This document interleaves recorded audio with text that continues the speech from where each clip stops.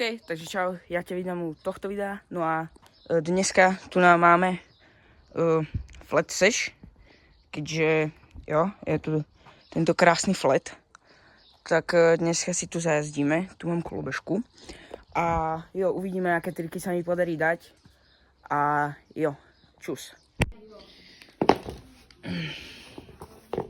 Mám si tu plánky.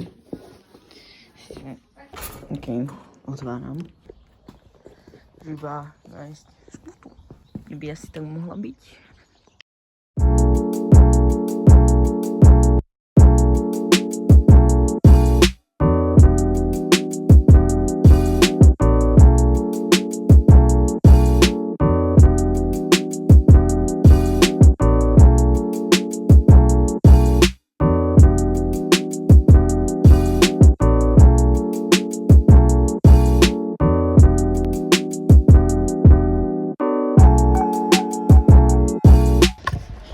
OK, takže za ten rotor som rád. Ideme si dať ešte 3-6 báro a uvidíme, či to dám.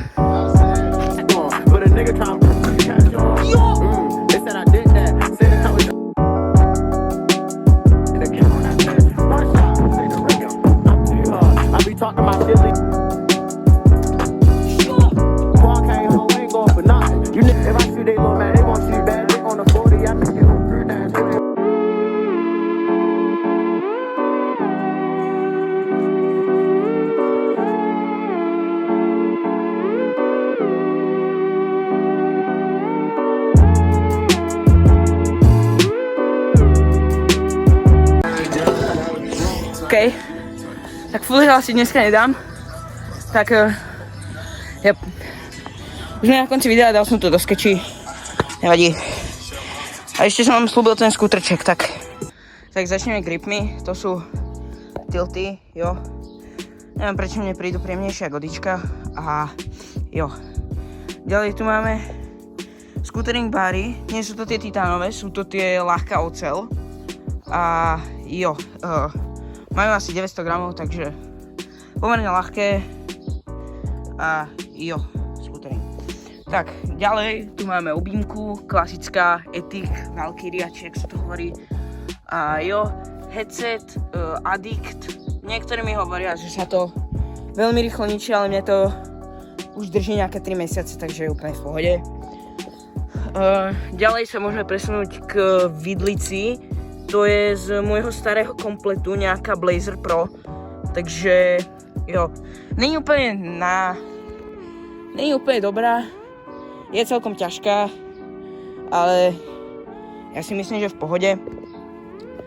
Grip tape, Ethic, klasický, doska, to je Kaiza, tá 4.8, mám ju teda v čiernej farbe, kto by si nevšimol, a jazdím ju nejaké 3 mesiace. Keď sa pozrieme na spodok, tak zatiaľ žiadny crack tu není vidno, tu je teda trošku zasratá, ale to je jedno. A jo, zatiaľ nemá žiadny crack, takže ideme ďalej. A jo, jazdím teda koncovky, tilty ešte.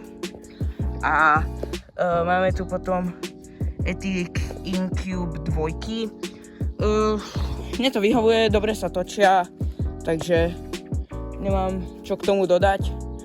A takto vyzerá teda celá kolobežka. Tie rajdy sú T+I. Mne sa jazdili najlepšie tieto, lebo som mal ešte jedný Blazer Pro a tie som mal tiež T+I. Mal som akože aj T-čkové, tu vám môžem dať fotku, že jak vyzeral môj komplet celý, ale mne najviac vyhovujú tieto T+I. Takže yep. Ešte si dáme teda drop test.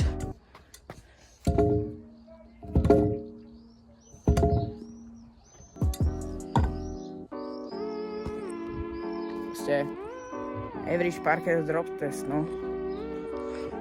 Môžete mi ohodnotiť v komentároch, že koľko by ste jej dali z 10. A yep. Takže my už sme na konci videa, keď sa ti toto video páčilo, nezabudni dať like, odber a čus.